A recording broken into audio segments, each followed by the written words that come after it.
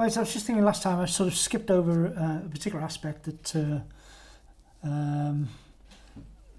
that's a converting, say, between meters and centimeters and that type of thing. I'd sort of said, okay, you've got a factor of 1,000 going from kilometers to meters, and then another 100 going from meters to centimeters. So you've got this factor of 100,000 in total.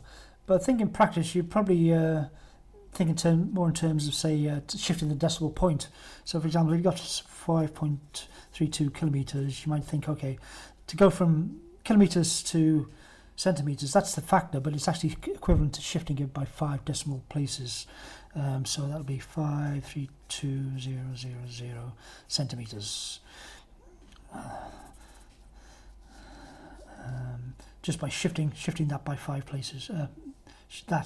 By 5 places. It's normally fairly obvious which way to go, you know, whether you, as to whether you're going to end up with a bigger or a larger number. Likewise, something like this, if you're trying to find the volume of a litre in terms of meters, we try to find it in terms of centimeters. If you're finding it in terms of meters, then it'd be like that. And you would end up like 0.01, because that'd be shifting the decimal place by 1, and that'd be shifting the decimal place by 1 as well. And it's by 1 place to the left this time. Again, it's fairly obvious which way you're going, because you want to end up with a number which is smaller. But anyway, back to what I really wanted to speak about. We were talking about trying to find the volume of a litre and the area of a hectare. And what you're actually doing, you were if you can remember, a litre was, in terms of centimetres, it was 10 times 10 times 10. You were multiplying the 3 sides, or the lengths of the three sides together. So in purely algebraic form, you'd be doing something like that. If A is the length of one side, B the other, and C the other, then A times B times C will give you the volume of this particular, not cube, but sort of cuboid shape. And this would be an algebraic expression where I can leave the multiplication signs out. Okay, that means A times B times C. I don't need to put the multiplication signs in. And likewise, for a hectare, for a hectare, but also for a hectare, if it was square, you could use this formula. But in general, you can use that for rectangles, any rectangle. Rectangles where A is one side, B is the other, then the area is A times B. So what I'm trying to stress here is that a rectangle is 2 variables multiplied together. Okay, I say variables because A and B are going to vary depending on which rectangle you've got. Each rectangle will have different values of A and B, but that formula will give you the area. And likewise, this is for a cuboid. Okay, so that'll be three variables multiplied together. So what I'm saying is, what I'm going to state is that the area, the formula for an area, always contains this concept of 2 variables multiplied together. And the volume, the formula for a volume, always contains this concept of 3 variables multiplied together. If I can go straight off and state, for example, that the area of a circle is pi r squared. Now, pi, we've mentioned that before, pi is just a constant, so I'm not going to consider that. That's not a variable. But that's the area of a circle, and you've got this concept of 2 variables multiplied together. In this case, it's r times r. You know, it's the same variable multiplied by itself, but it's still this concept of r, 2 variables multiplied together. And that's a formula for an area must always have this concept of 2 variables multiplied together. So that's an area of a circle. I can state straight off also as well that the circumference is given by this circumference of a circle. It's really pi times the diameter, but it's commonly stated as 2 pi r, where r is the radius. I should have stated that. Now, so people sometimes can state that they have a bit of confusion, which is the area and which is the circumference. But from what I've just said now, you should have no difficulty. That must be the area, because an area requires 2 variables multiplied together.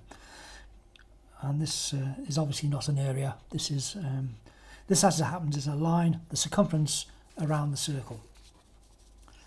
Getting a bit more complicated, the volume of a sphere is pi r cubed.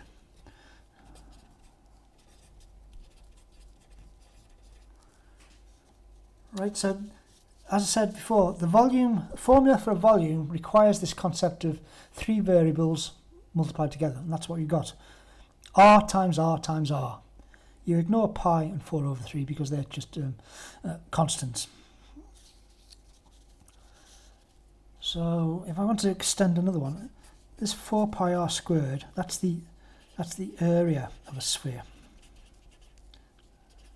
So again, that's acceptable as an area because it's r times r, okay? An area requires two variables multiplied together. So, okay, I've thrown a few formulas at you, but it's actually not too hard to actually remember these because straight off you can remember what they represent. That must be an area because it's two variables multiplied together. That is a line. That is a volume, three variables multiplied together, and that's an area as well. Two variables multiplied together. Each formula has a pi, so really all you need to know is these coefficients. If you can learn these coefficients and equate them to the actual quantity, then you know that's all you need to know.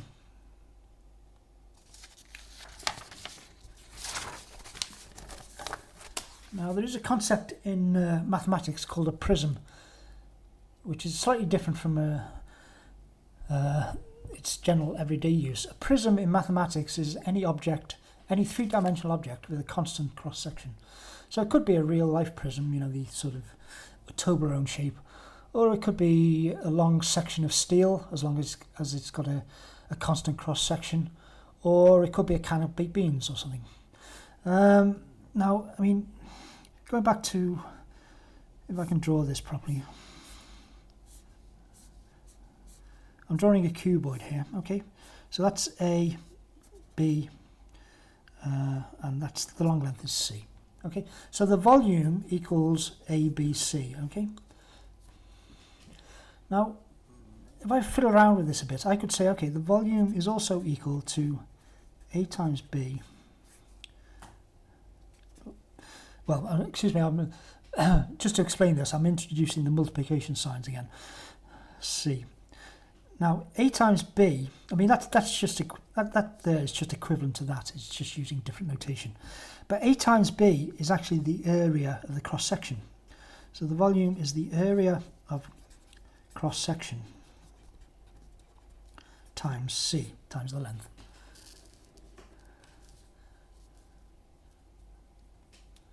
Now, just to give you time to look at that, I mean, excuse my bad drawing, but this is supposed to have a constant cross-section. So that seems logical when you think about it. Does anything like that, if it's got a constant cross-section, then if you can work out the area of the cross-section and multiply it by the length, that will give you the volume.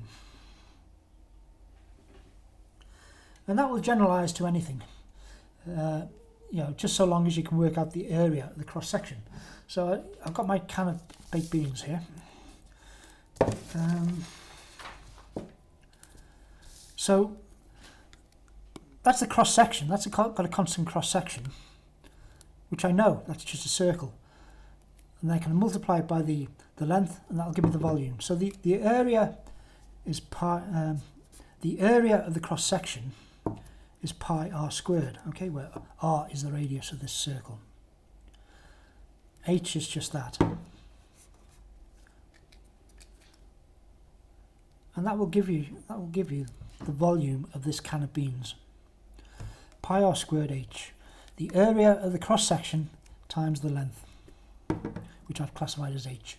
And that is an acceptable formula for volume. Well, how do I know? Because an area for a volume must have this concept of three variables multiplied together, and that's what we've got. We've got r times h.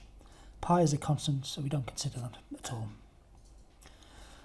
Right. Cheers for now. Till the next video.